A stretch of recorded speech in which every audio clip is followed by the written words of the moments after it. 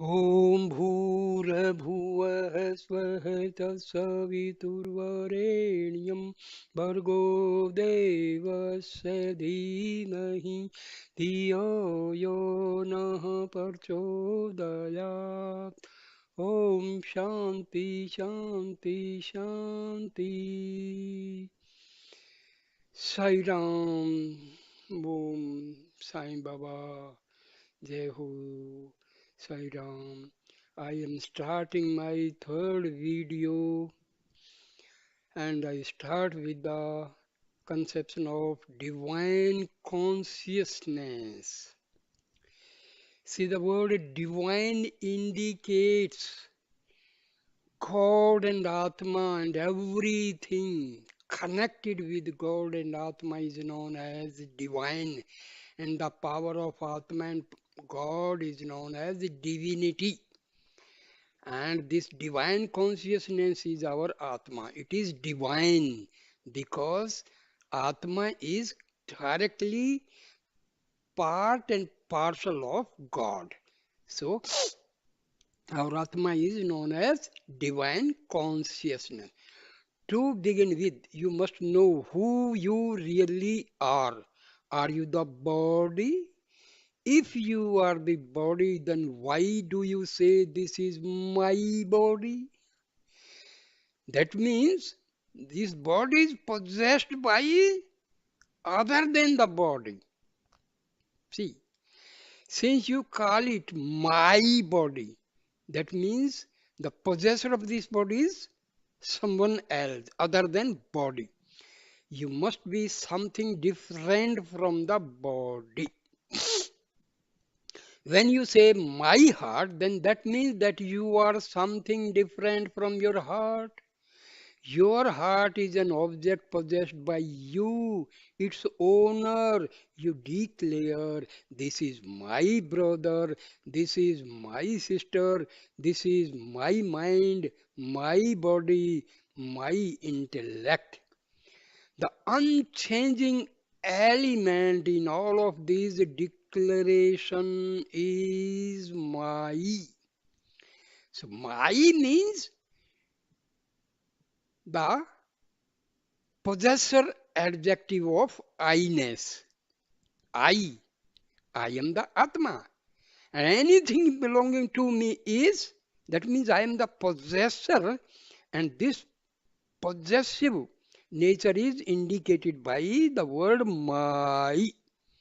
So my is connected to I, and my indicates possession. There is a true I, and in everything which stands behind this little my and gives rise to it. So it is really the deepest consciousness in everyone and in everything. It is the universal I, the divine consciousness. This divine consciousness is all pervading. It is within you, around you, below you, above you, and beside you. Truly, it is the you. Dear friends, know the reality. Your Atma is omniscient, omnipresent, and omnipotent. God is omniscient, omnipresent, and omnipotent. So that means God and Atma, there is no difference. There is no difference. Please try to understand this. This divine consciousness can be found everywhere in everything in the world. Why we are not able to understand this infinite nature of our Atma? Because it is covered by Maya, covered by mind, and covered by ego. Ego and mind both are finite. So, because we see through the eye of ego and mind, so we are completely forgetting our Atma. So You must become inner directed and search out your own truth.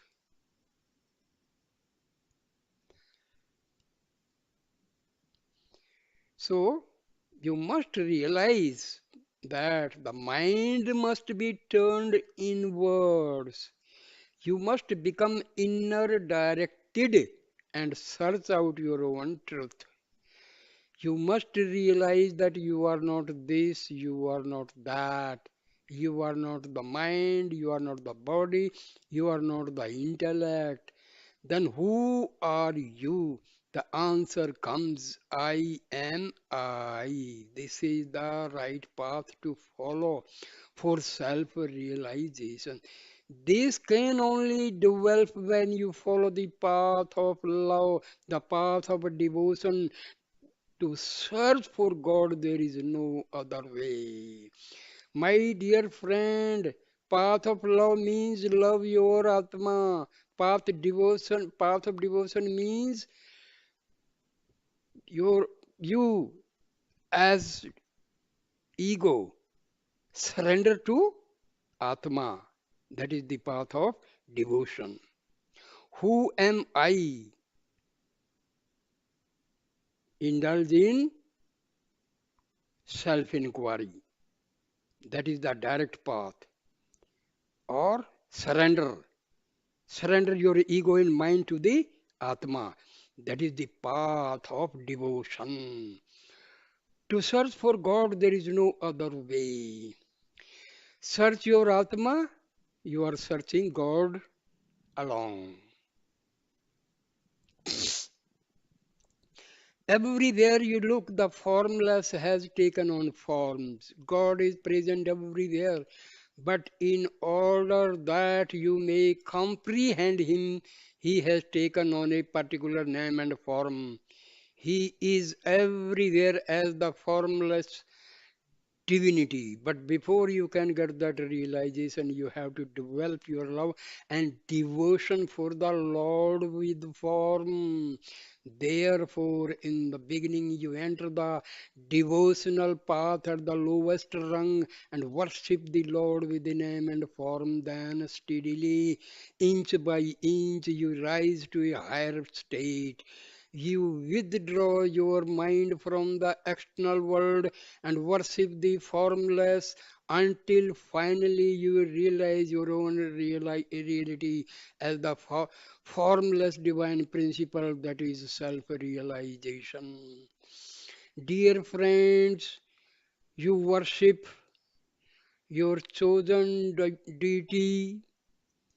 Finally, you have to reach the state where you directly worship your Atma. Prior to that, you worship your chosen deity, chosen God, chosen any divine entity you may like. You may worship Shirdi Sai Baba, you may worship Christ, you may worship Gautam Buddha, you may worship Guru Nanak Dev, any divine personality you can, but finally a stage comes, you will worship your Atma and see both Atma and God through the worship of Atma. So, path of self inquiry and path of surrender both are the same. Work and worship. Work, worship, and wisdom. Without flowers, you cannot have fruits. The maturation of the flowers into the unripe fruits and then into the ripe fruits is the path of self realization. The flowering stage is the path of service. See, we do service, we serve the poor people and all. What is the result? Our mind, ego are purified. Because pure mind only can see the Atma. Remember this. You serve the needy, serve the destitute, serve the poor people. Huh?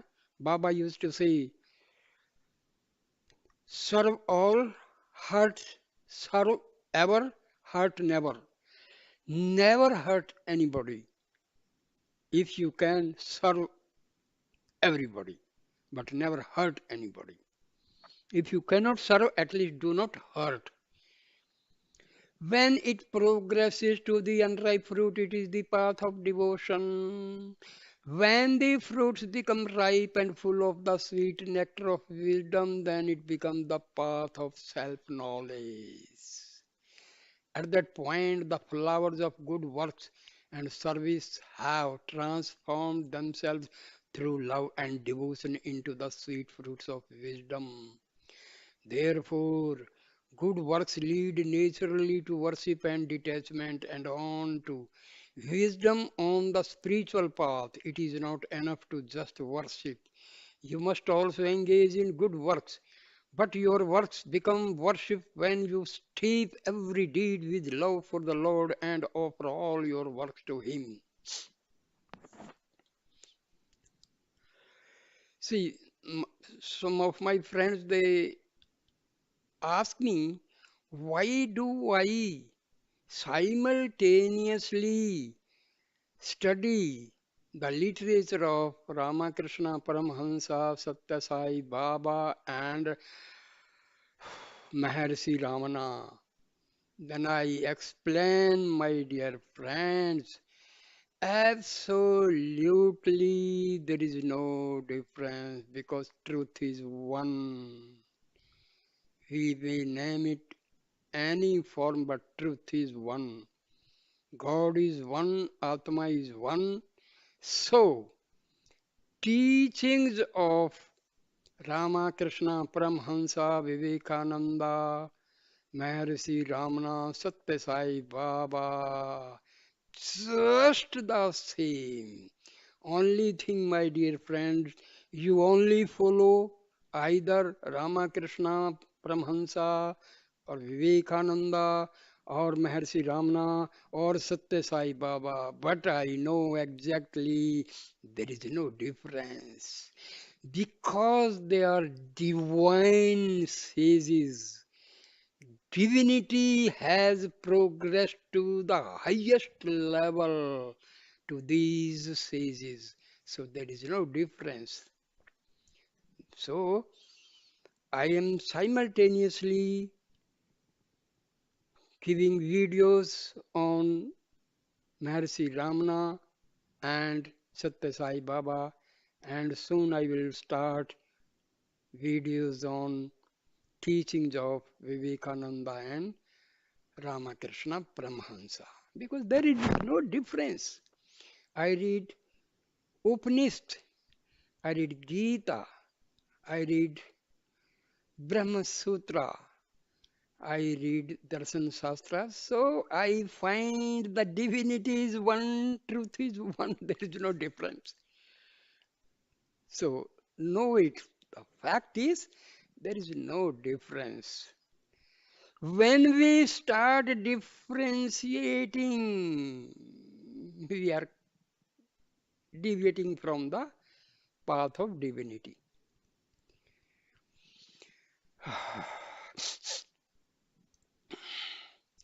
Truth is one. See, Baba is same thing I tell you. I just tell you in advance. And exactly the same next word is truth is one. But the sages call it by many names. Oh, my dear friends, Baba is putting words on my tongue. The divinity is one. But many names are used to speak of this one absolute really. Oh, my dear Baba, you are really God incarnate or God. Wow. From the one come the many. When a child is born, it is called a baby. As it grows up, it becomes a youth. After 20 years, it becomes an adult, and later a parent. Later, still in life, it becomes a grandparent, but these are all one and the same entity. Similarly, the ultimate reality is always one and the same. When you realize this unity and remain firmly established in one divinity, always one and the same. When you realize this unity and remain firmly established in the one divinity underlying all the changing names and forms, you will have achieved something that is truly worthless. Extinction of delusion. Have a clear understanding of the Gita in your heart. What is the essence of the Gita teachings? Some say that it is the path of service and action, and others say it is the path of love and devotion. Still others say that it is the path of knowledge and wisdom. My dear friend, there is no difference between the path of devotion, path of knowledge, no difference at all. But these are all partial truths. The Gita starts with a verse whose first word is dharma, which means duty or right action. The concluding verse of the Gita ends with the word my. When these words are taken together, they become my duty or my work. That summarizes the whole teaching of the Gita. It means you should perform your prescribed duty to the very limits of the human capacity for excellence and perfection, doing the work that is appropriate to your stage of life. When you are a student, study your lessons well. When you are a householder, perform your work and family responsibilities properly. When you are retired, perform the duties appropriate to that stage. And if you have renounced the world to engage yourself in contemplation of the reality, then stick to that path. When you follow your prescribed duty in the very best way possible, discharging your duties sincerely and conscientiously, then there will be no confusion or misery. Arjuna had to perform his duty on the battlefield. His calling was to be a warrior and to combat evil and protect the good. But when he saw his friends and relations arrayed on both sides of the battlefield, he forgot his strong resolve to fight for right and fight for which he had been preparing for so long. He became full of attachments and delusion and threw down his bow. He abandoned his duty and became miserable. Krishna taught Arjuna how to free himself from despair by adhering to his prescribed duty. Krishna taught Arjuna the truth of the immortal self and showed him that his duty was to follow the inner promptings of the Lord, who was enshrined in his heart. When Krishna finished his teachings, he asked Arjuna, have your attachments and delusions disappeared? Has your have your attachments and delusions disappeared? Arjuna picked up his bow and answered, my despair has completely vanished. All my delusion is now gone. I will do as you command. As long as you have delusion, you will be in a state of bondage. When you suffer from delusion and infatuation, liberation is impossible. Liberation has nothing to do with worldly pleasures. It is not an air conditioned car or a comfortable life. It is the complete destruction of delusion. It is the extinction of all worldly attachments, the in, annihilation of all selfish desires. From now on, do your duty to perfection and become ideals for mankind. Apply the teachings of the Gita in your daily life and be blessed with grace. Many of you are just wasting your time. Start today to reform yourself. Do not waste time. Time is God. Every day spend some time on these holy teachings and contemplate their inner meanings. Once they are understood, put them into practice. Only in this way will you be able to attach a sacred life, a life of purity and perfection, which is the mark of a true human being. Surrender. Try to understand surrender. Exactly, the meaning of surrender is your ego is surrendering to your Atma or Paramatma. That is the actual meaning of surrender. Krishna declared in the Gita, if you surrender yourself fully to me and take shelter in me, you will be protected by me. See, surrendering to Atma or God is same because Atma and Paramatma are not two different entities. I will drive away your sins and guide you towards self realization. You must treasure this statement in your heart. Steadfastly follow the path of surrender to the Lord, and He will look after you and take you to Him. God's power is immeasurable, unlimited. The huge diversity you see when you look out at the universe is all the result of the illusory power of God. Illusory power of God is Maya.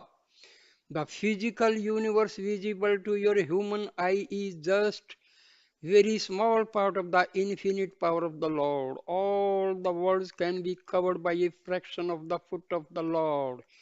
It is impossible to understand the greatness of the Lord. He pervades the entire universe, gross and subtle. No place exists where He is not. The universe is the body of God. He has embodied Himself in the creation. To understand the divine principle on which the universe rests, you can begin by considering the vast size of the universe. The moon is hundreds of thousands of miles away from the earth. The sun is many tens of millions of miles away.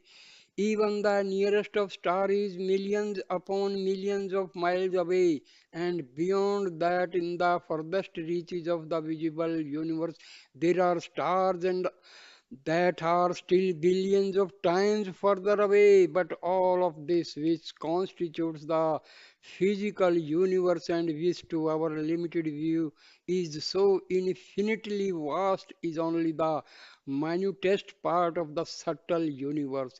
Compared to this subtle universe, the whole grand physical universe is no more than the size of an atom. The subtle universe, which is so indescribably huge when compared to the physical universe, is itself only a microscopic part of a much, much vaster aspect of the universe, which can be described as the casual universe. It is known as the casual universe because it is out of this finest aspect that the gross and subtle worlds arise. All of these three worlds, the physical, the subtle or mental, and the causal, are so enormously big. The scriptures have declared that they cannot possibly be understood by the human mind or depicted in words. They are beyond the imagination, beyond the ability of the mind to grasp. And yet, beyond all these, transcending the gross, the subtle, and the causal, is the divine principle, the ultimate cause of all. The path of devotion. God is beyond the gross, the subtle, and the causal, but as Lord, He rules over all of them. He is the master of time, past, present, future. Human beings have been given limited capacities and may find it very difficult to understand this divine principle. In that case, the easiest path to follow is the path of devotion. This is what Krishna taught Arjuna. Krishna described the path of devotion in three steps. First and foremost is work for God. You may not be aware of it, but every bit of work you do is already being done for God. He is the supreme master of this world, and everything in this world belongs to Him. Knowing this, consciously make every action you undertake an offering to God. Devote all your labors to Him while being ever mindful that God is not outside of you. The second step is for the sake of God alone. Up to this point, you have been thinking only about yourself. But who are you? Who is this I that you use to refer to yourself? Krishna said, it is I. Who am I shining in you? This word I does not belong to the body, neither to your own body nor to Krishna's. This I emanates from the highest self, the immortal self, the Atma. This I should not be equated with the body or the mind or the intuitive faculty or any other aspect of the individual. It transcends the limited personal self of the individual.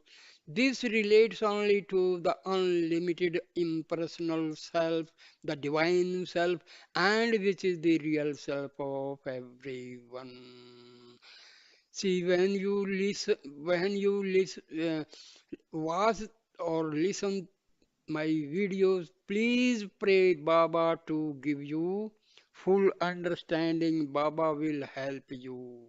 Baba will help you because you have direct contact to Baba. If you believe, belief is the real power which connects us with God. Belief, faith. The limited personal self, by calling itself I, has associated itself with the universal. But the personal self is not the real self, it is merely a reflection of the one immortal. See, the personal self is ego. Please try to understand the words, then only you will understand.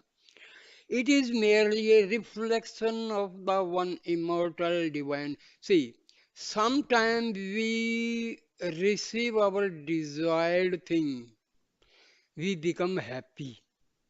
You know where from this happiness comes? It comes from the Atma. Because Atma is nothing but happiness. Atma is nothing but Ananda. Atma is nothing but bliss.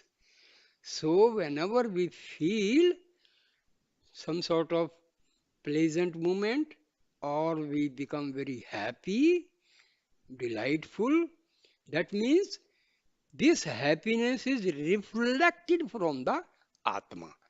Because the very nature of Atma is bliss, happiness, and peace.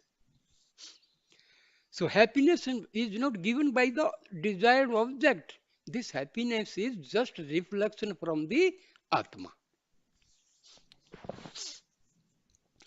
Perform all your actions on my behalf, act as my agent.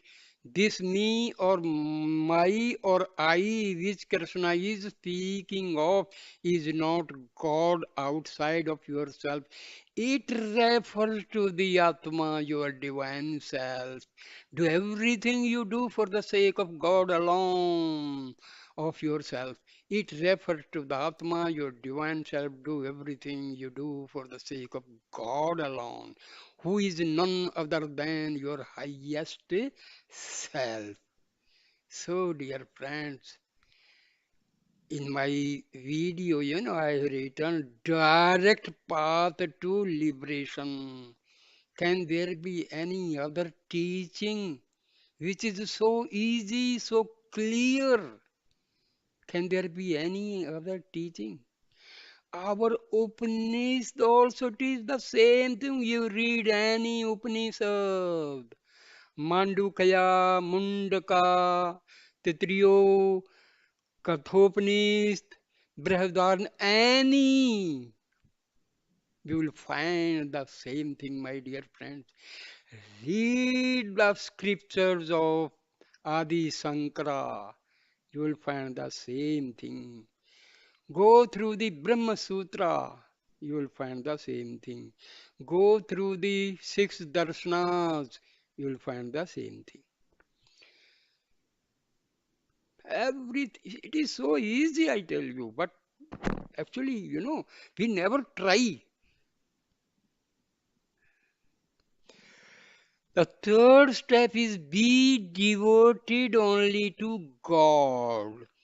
If your ego is devoted to yourself, that means you are devoted to God.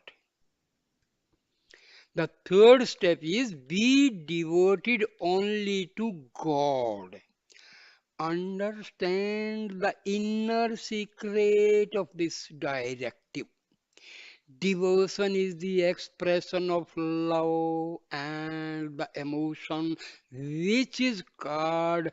Love emanates from God, your highest self. What is your highest self? Your Atma.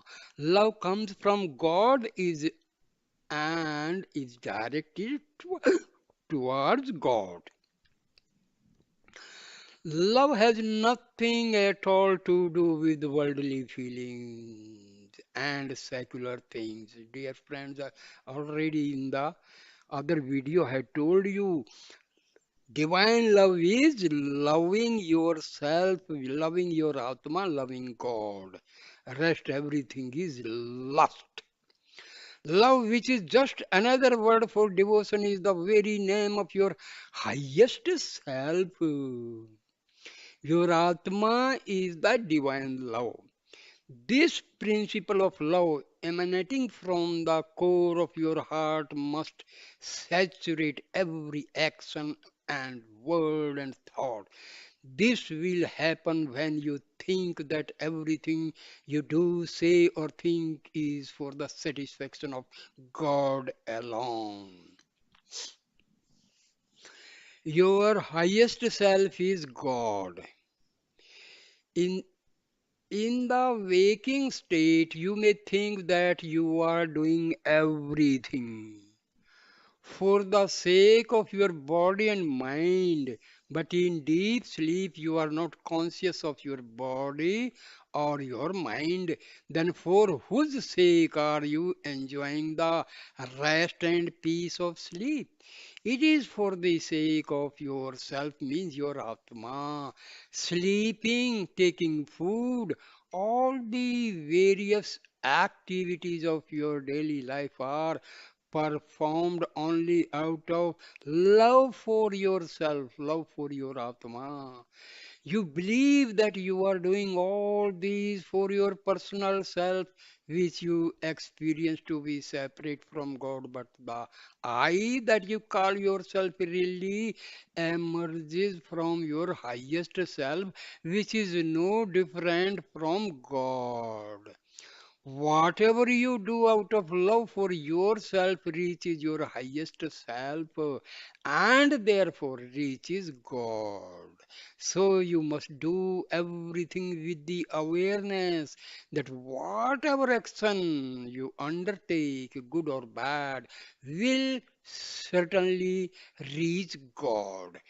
Devotion means making all your actions sacred and dedicating them to God alone. In the ancient scripture, we find a conversation between a sage and his wife. I have given this conversation, that is, conversation between sage Yajvalkya and his wife Maitreyi,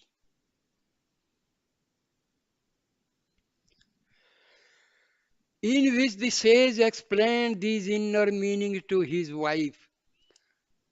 See, the same thing is explained in very elaborated way. You can see these videos in my channel.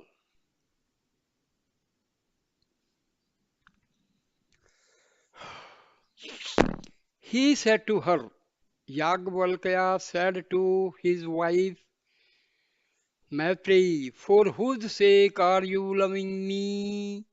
If you examine your deepest intentions, you will discover that it is for your itself, for yourself. The wife does not love the husband for the husband's sake. It is for herself that she loves the husband, and that self is the true self, her highest self, God. You may think that the mother loves the child for the sake of the child, but it is not so. It is for herself that she loves the child. Again, it is for her highest self. You may feel that the teacher loves the student for the student's sake, but it is really for the teacher's sake that he loves the student. Similarly, the devotee does not love God for God's sake, it is really for himself that he loves God.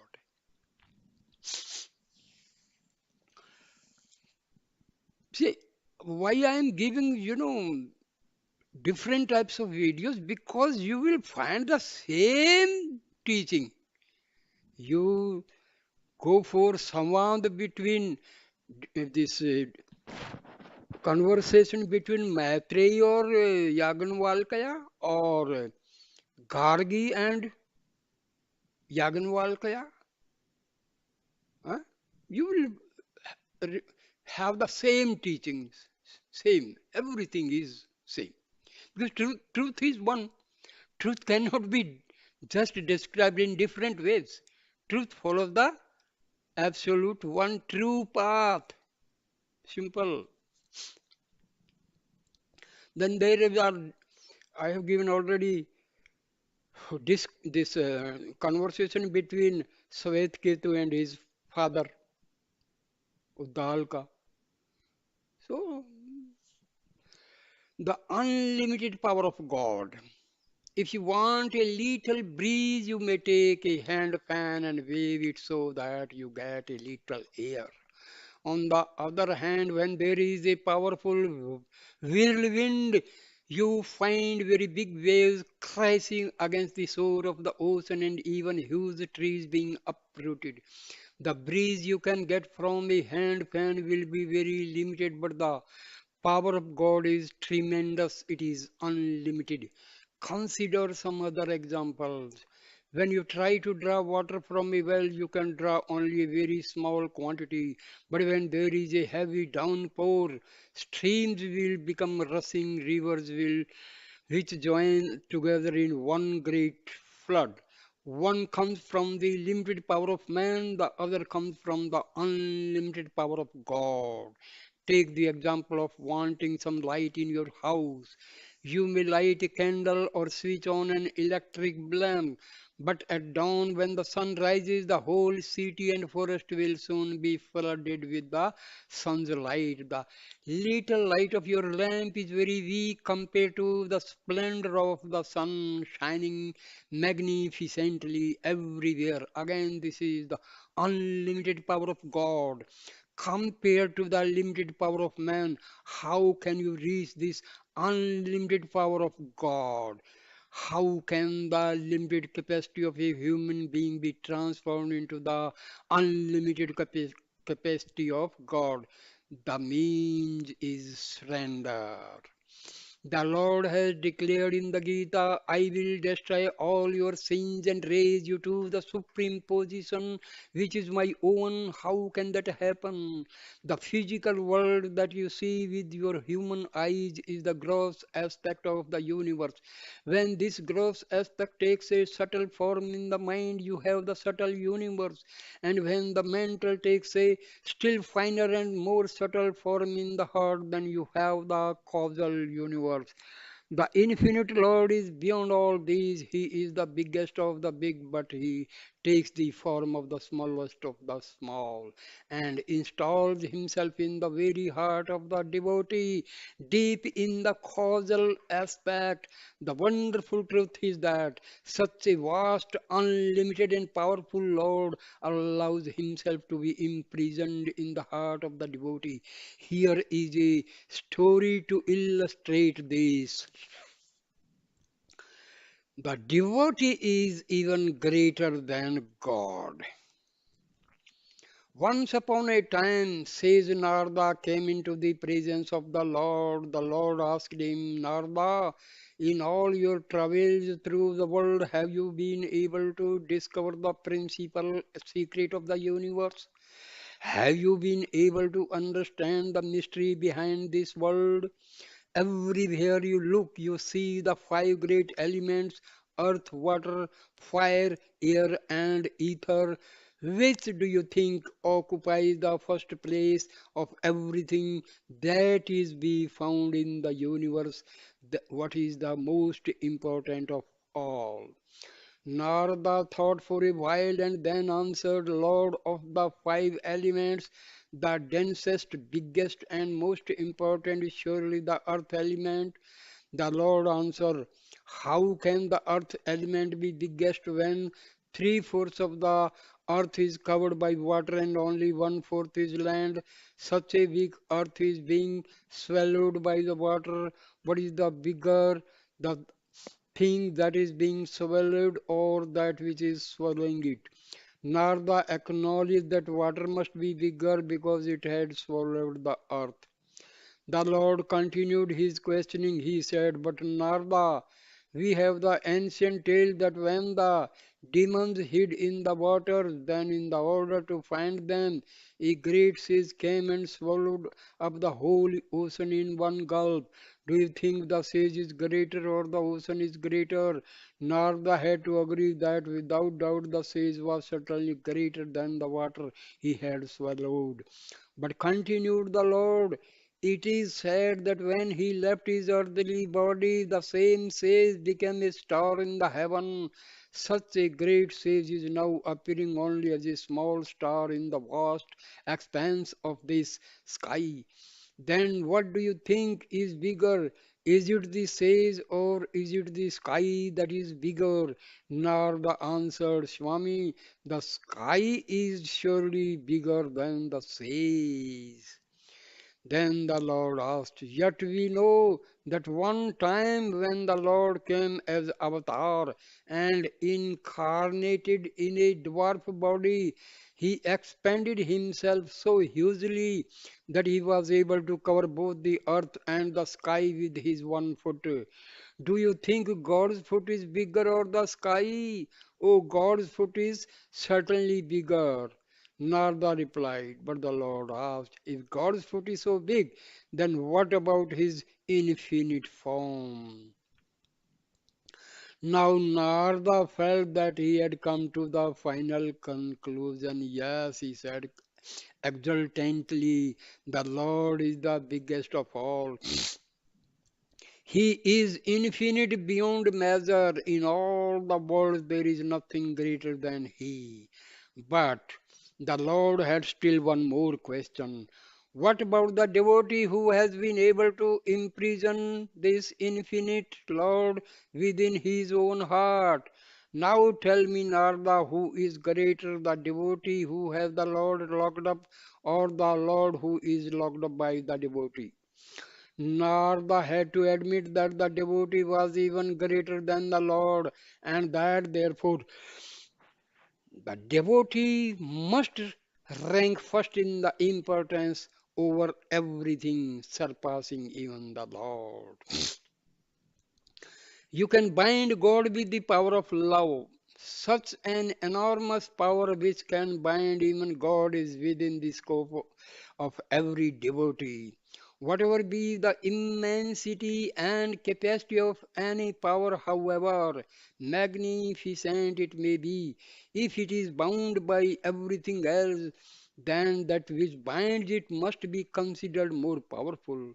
The awesome power of God has been bound by the power of love. Therefore, in this path of devotion, you can tie up the Lord Himself and keep Him locked in your heart. If you take a drop of water from the ocean and keep it in the palm of your hand, compared with the ocean, the drop appears very, very small. But put that same drop of water back into the ocean and it becomes a part of the infinite ocean. If your smallness as a human being is joined together with the vast power of the Lord, you become infinite and all powerful. You become one with God. In the scriptures it is said, the knower of God verily becomes God. In other words, the very process of knowing God merges you into oneness with God. This process, which joins God and you together, is called the path of devotion. Unfortunately, many people today choose not to even recognize God. Instead, they prefer to rely on their own limited strength and to be impressed only by human achievement. They are prepared to bend low before a village officer or a petty government official, but they refuse to show humility and obedience to the all powerful cosmic personality who is the master of the universe. God, who is the origin and cause of everything seen and unseen, is being ignored. The reason for this sad state is that very few have been able to understand the underlying truth behind this vast manifested universe. If they were to see that everything is but a reflection of the one divinity, they would never follow the wrong path. If you have a wish fulfilling tree in your courtyard, why search for wild fruits in the forest? If you have the all giving celestial cow in your house, why wander around the marketplace looking for milk to buy? If you recognize the unlimited benefits you derive from having the celestial cow, you would never look elsewhere and get caught up in the trivial pursuits. For little minds, even small things look very big. You get what you deserve. Think little and you become little. Little thoughts breed little natures. You are attracted by small things because you think that your power is limited. But truly speaking, your power is unlimited. From duality to non duality.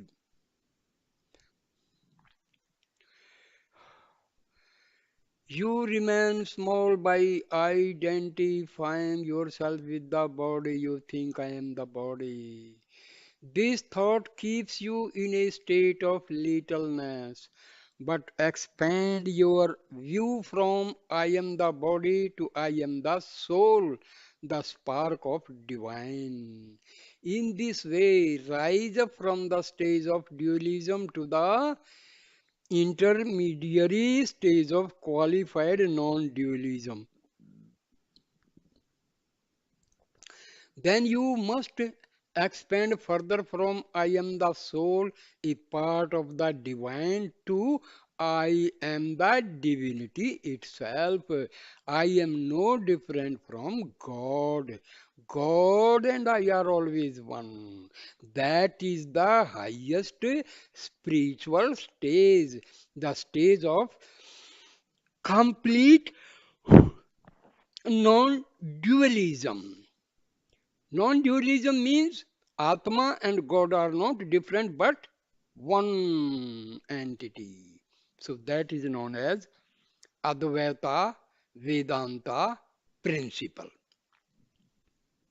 Non-dualism. Not two but single. The feeling you start with that you are the body is steeped in dualism. It is the very birthplace of sorrow. As long as you are immersed in duality, everything is sorrow and grief. If you identify yourself with the Supreme Self, everything will be happiness and joy.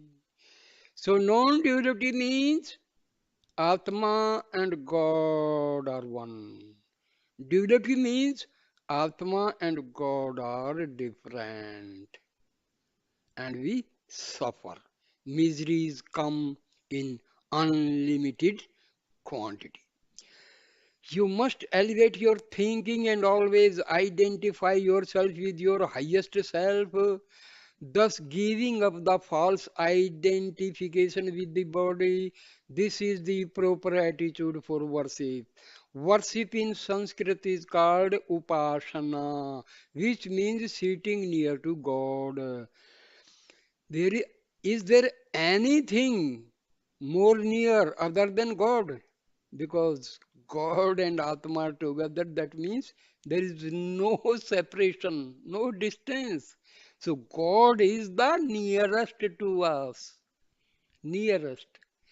But it is not enough to just sit close by and near. The frog sits on the lotus, but does it benefit from the sweet nectar that is in the lotus? Just being near the Lord is of no use. You must also be dear to Him. You must be able to taste the honey. Your neighbors may be very near to you, but you do not get too deeply affected by whatever problems and difficulties they may be experiencing.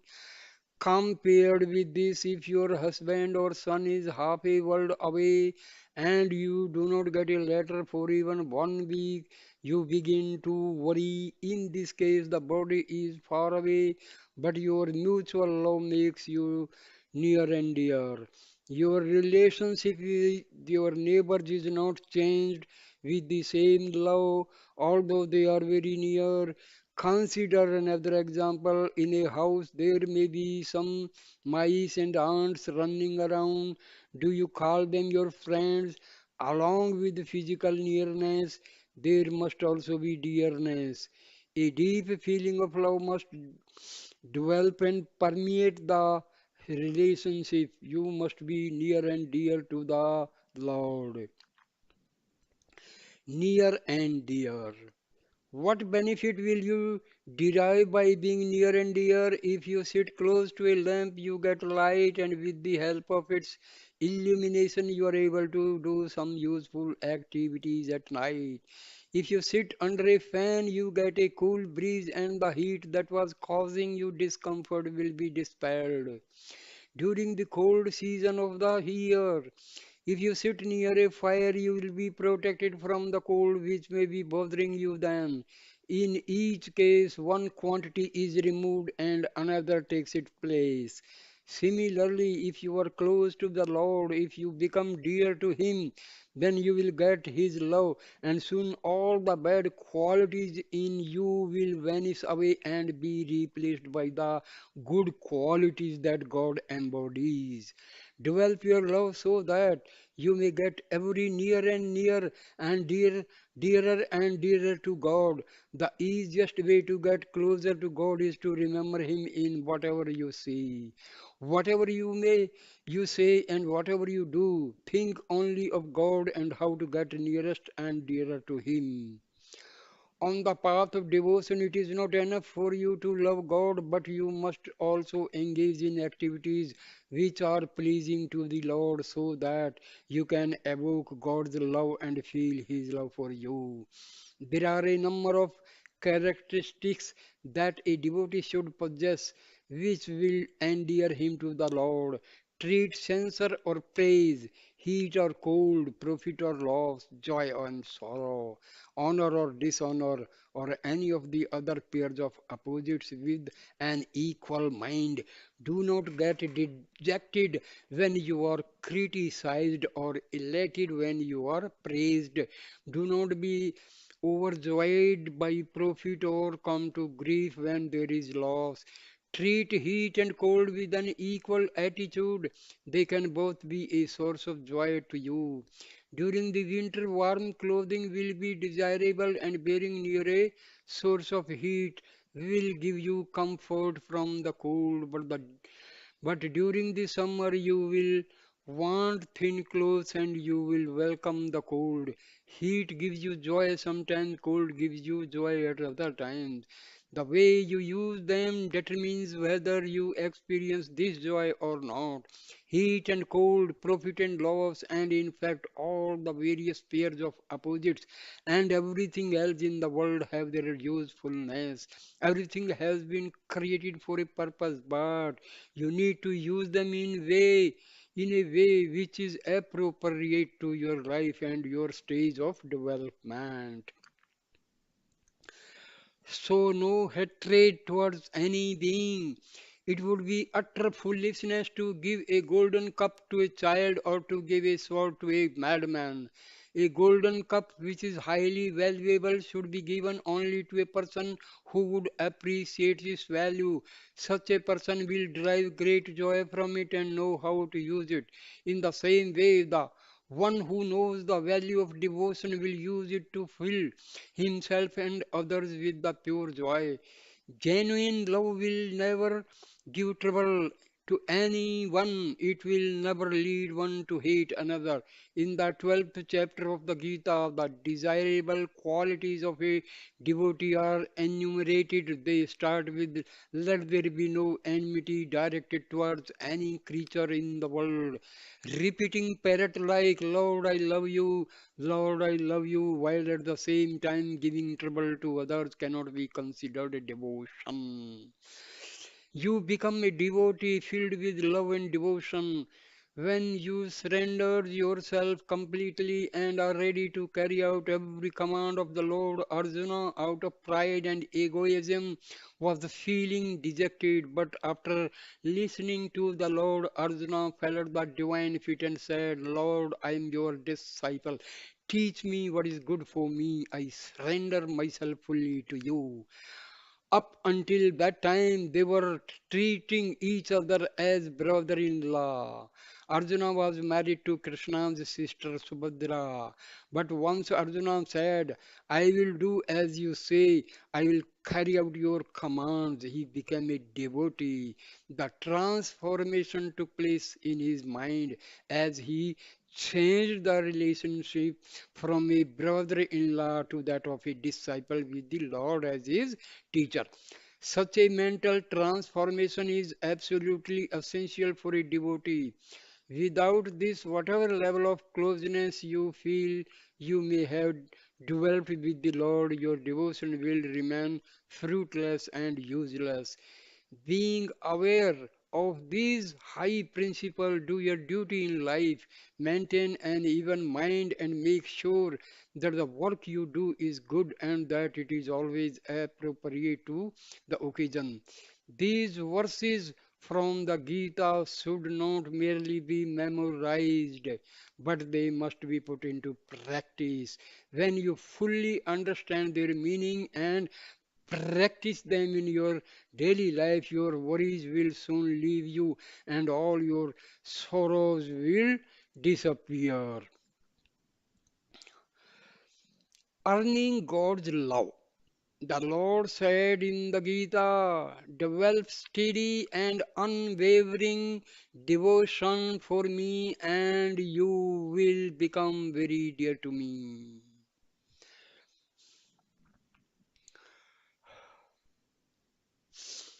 So, we have to understand the basic meaning of each and every word, then only these teachings will be understood by us and these teachings will be easy for us to for a follow up action.